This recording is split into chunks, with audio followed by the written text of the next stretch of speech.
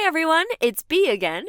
In this wrap-up lesson, we will put together the different concepts and skills we have learned so far in this unit. Then you'll do some practice on your own and take a graded assessment. Let's dive in.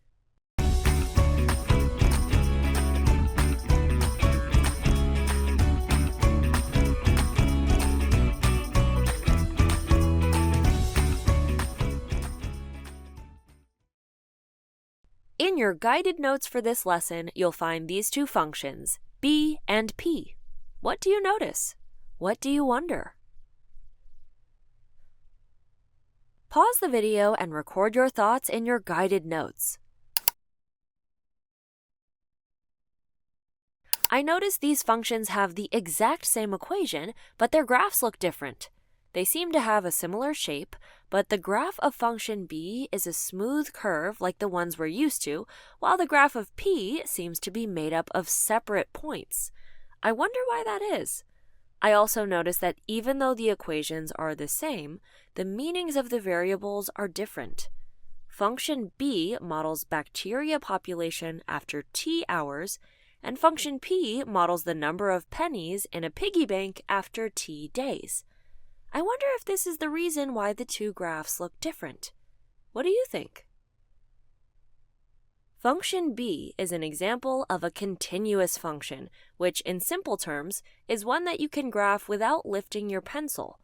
On the other hand, function p is what we call a discrete function, which is one that is made up of distinct points that are not connected. Why would the bacteria population be considered a continuous function and the pennies in the piggy bank a discrete one? Well, how does bacteria grow? Let's pretend for a moment function b is discrete. After 3 hours, we have 4,000 bacteria, and 1 hour later we have 8,000 bacteria. Did the bacteria jump from 4,000 directly to 8,000? As in, we have 4,000 bacteria floating around at the 3-hour mark, then nothing happens for a whole hour, and then right at the 4-hour mark, poof! 4,000 more bacteria appeared out of thin air. Or is the growth a more gradual, continuous process?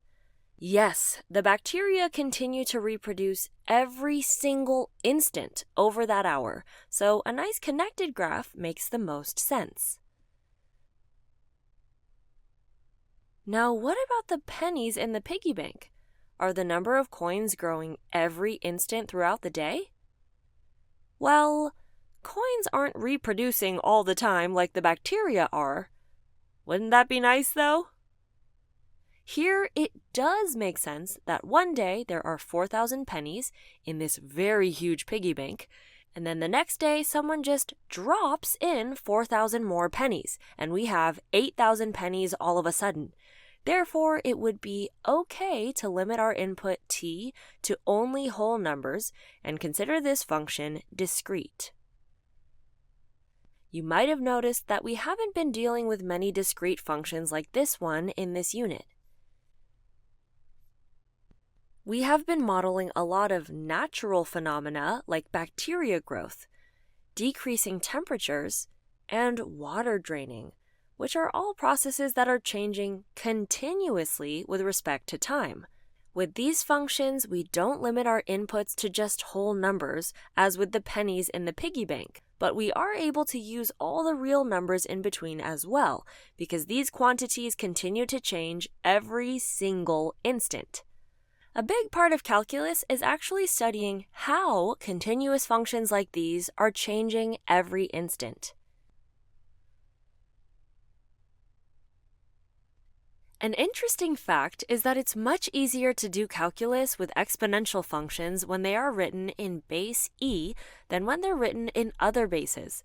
This happens because, as we saw last lesson, e itself arises from the concept of continuous growth, which makes it have some very special properties in calculus. So, now that we know how to write our exponential functions in the form y equals a times b to the x, let's learn how to rewrite them in base e, which will prove to be a useful skill not only in calculus, but also later on in this unit when we work on solving exponential equations. To rewrite our functions in base e, we simply rewrite our growth factor b as e to the power of some number, which we'll call r, also known as the continuous growth or decay rate. This parameter r has the same role it had in the continuous compounding formula. We're simply generalizing it to any situation, not just those involving interest. Furthermore, since in all our continuous real-world situations, time always ends up being our input, we can stick to using t instead of x. By now, we can see how all these equations are simply different versions of the exponential function. They all have their initial value and their growth factor. The only difference is the context in which each one is used. Let's return to function b, which is currently in base 2. Since this function is modeling the continuous natural phenomenon of bacteria growth, an equation in base e would be most appropriate. How can we rewrite 2 in base e? In other words, e to the what power is 2? Let's welcome back our friends, the logarithms. Since we're dealing with base e, we specifically need a natural logarithm. The exponent that turns e into 2 is ln2, which is around 0.693. Our bacteria function in base e is therefore b of t equals e to the 0.693 t. What is the continuous growth rate for this function? The value of r is 0.693, but we should always express it as a percent, so our continuous growth rate is 69.3%. What does this rate tell us?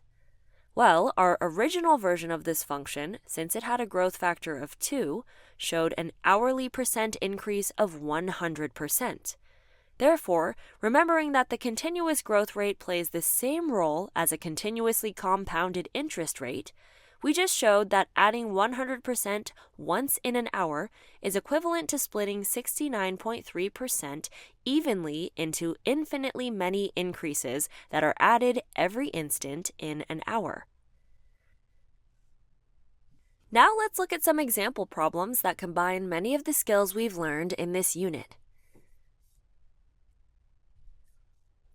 Example 1 reads, a scientist is trying to find the half-life of sodium-24, which is a radioactive element. The half-life of a radioactive substance is the time it takes for half of the substance to decay. The scientist starts with a 40-gram sample of sodium-24, and 30 hours later, only 10 grams are left. Function S models the mass of sodium-24 left in the sample after T hours. Part A says, according to the scientist's observations, what is the half-life of sodium-24? In summary, we have a radioactive sample that starts with a mass of 40 grams, and then 30 hours later, there are only 10 grams left.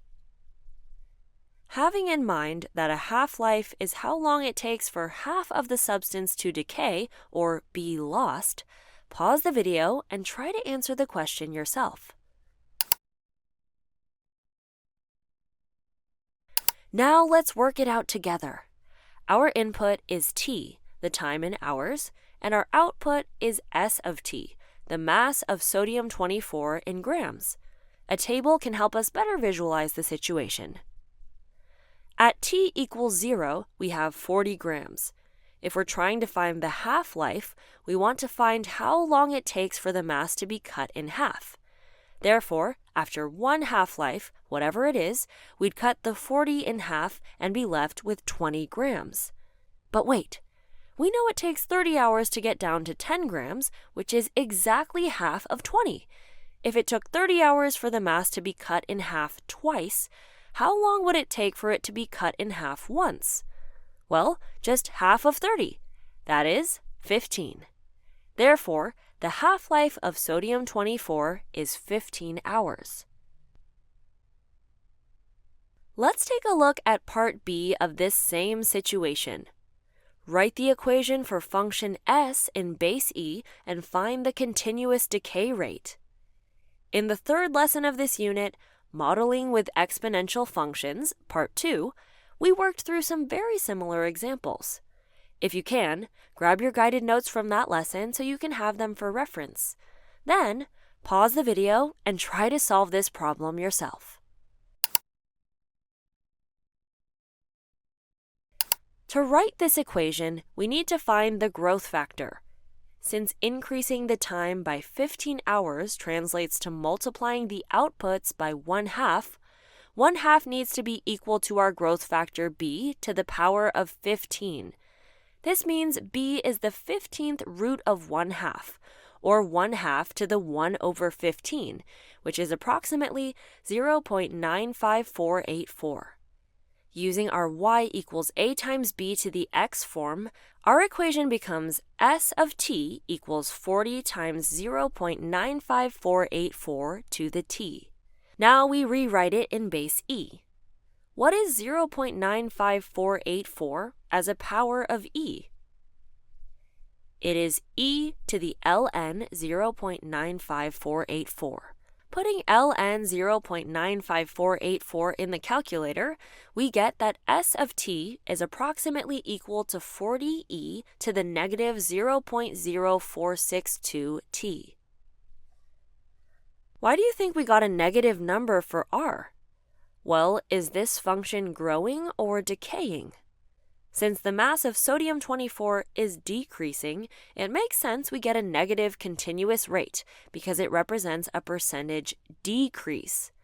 Therefore, we say our continuous decay rate is around 4.62%.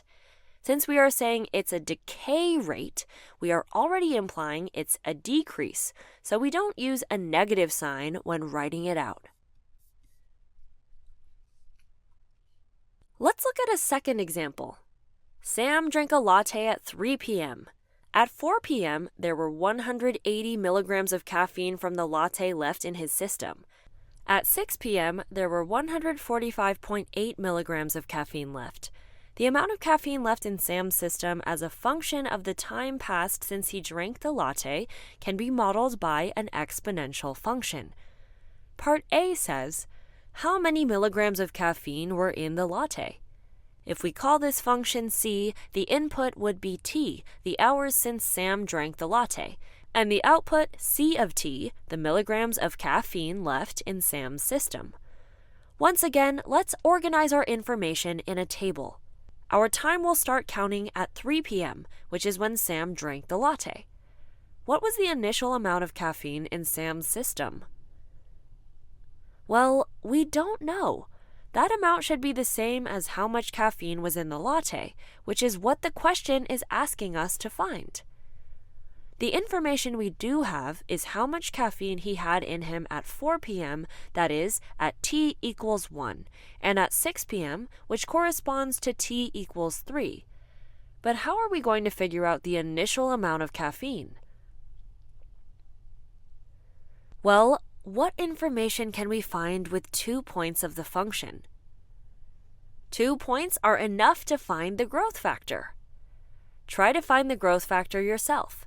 In your guided notes for the lesson, Modeling with Exponential Functions, Part 2, you'll also find an example that is similar to this situation. Pause the video now and give it a shot. From 4 to 6 p.m., we have an increase of 2 hours, over which the growth factor b needs to be multiplied twice in the outputs. So we have that 180 times b squared equals 145.8.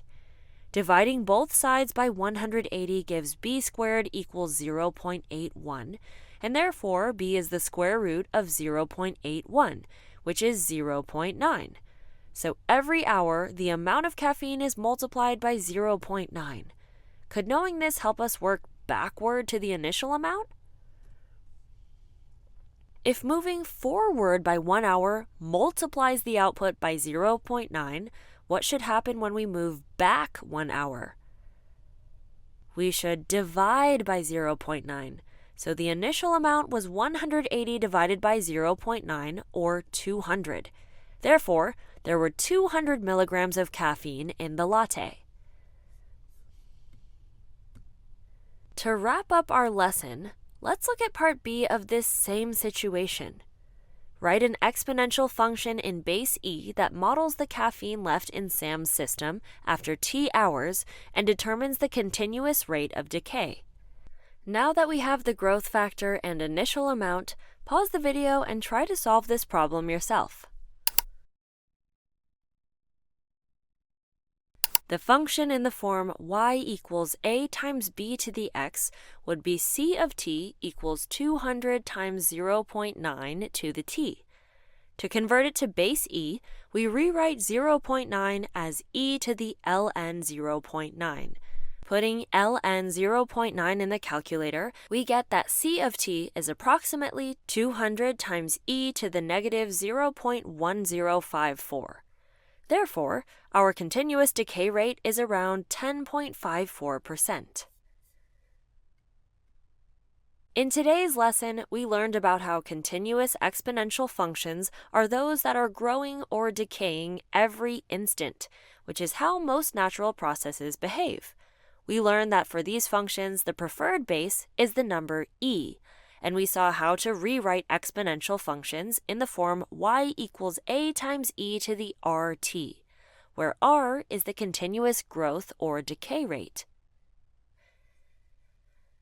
Once you've finished your guided notes, complete the additional practice. After that, you'll complete a short online practice and then take your graded assessment about what you've learned in the first 5 lessons of this unit. See you next time! Hey, hey.